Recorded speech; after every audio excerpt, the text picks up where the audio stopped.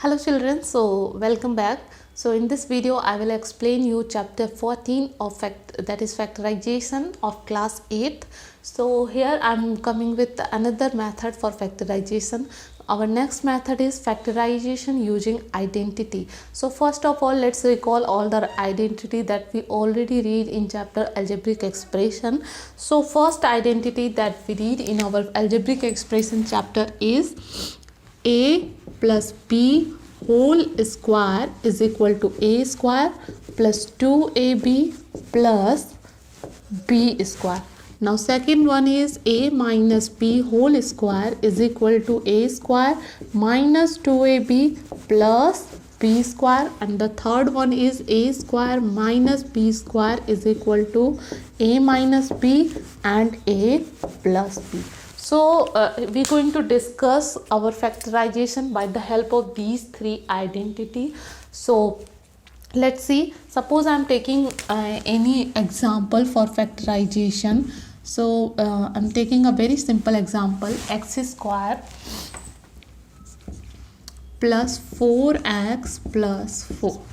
So here how we can factorize this algebraic expression by the help of identity. So this is an algebraic expression, so we can convert this algebraic expression in the form of these identity.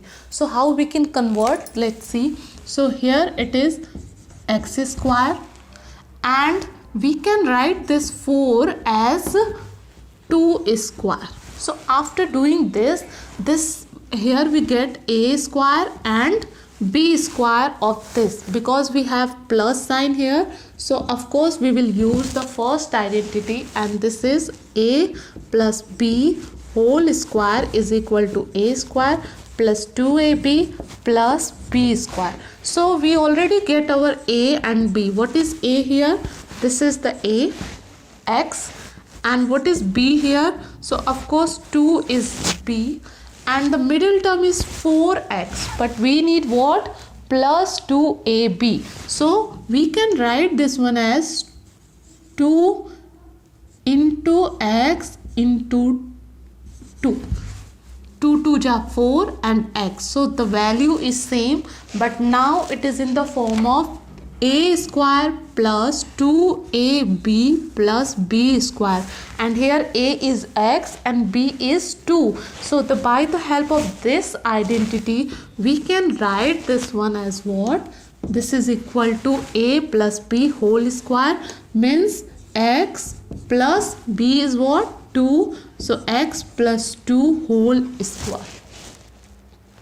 Okay, so our factorization is already done. So we already expressed this one in the form of their factor.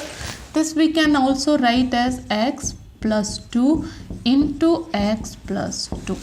So by this way we can use these identity. So I'm going to explain you one more example. For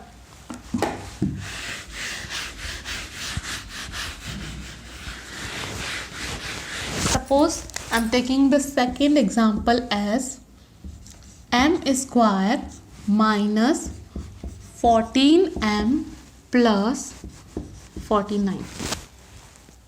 Okay, so first of all we will write this one. First of all we can check that there is something is common here. No, of course there is nothing is common in these three terms, and also we cannot use the regrouping method because we have only three terms here.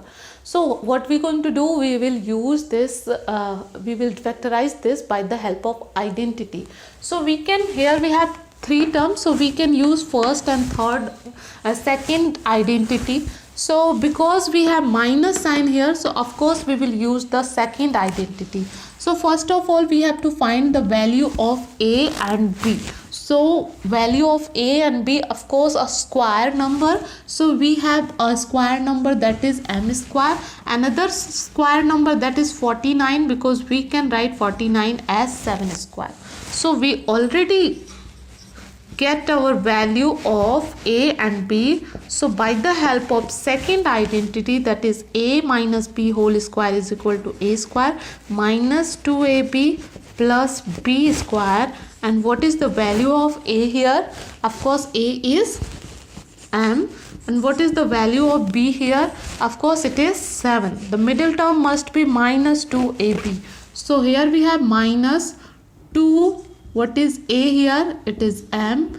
And b is 7. Check value is same or not. Minus 2 7 ja 14 and m. The value middle term is same.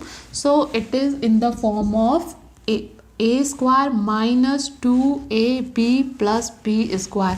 And according to identity, this is equal to a minus b whole square, means m minus 7 whole square. And our factorization is done. So that is the way we can use any identity for our factorization.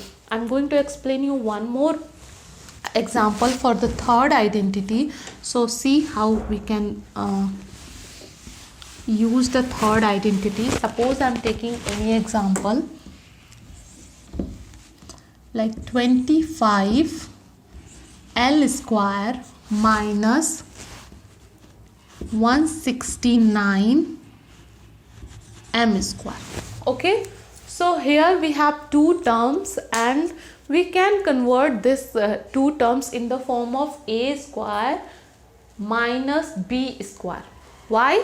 How we can convert? See, 25 means 5 square and L square means L square. Minus 169 we can write as 13 square and m square. This we can write because it is 5 square and L square. So we can write this one as 5L whole square minus 13 square and m square we can write as 13m whole square. So now you can see that this algebraic expression now in the form of a square minus b square, and by the help of third identity, that is a square minus b square is equal to a minus b and a plus b. What is a here? A is 5L and b is 13m. So 13m. So by the help of this identity we can write a minus b means 5L minus 13m and a plus b means 5L plus 13m. And our factorization is done because already we expressed this whole expression in the form of product of their factors. So by this way we can use the identity method for factorization. So that's all for today. In next video I will explain you another method, and that is the last method for factorization. So thank you.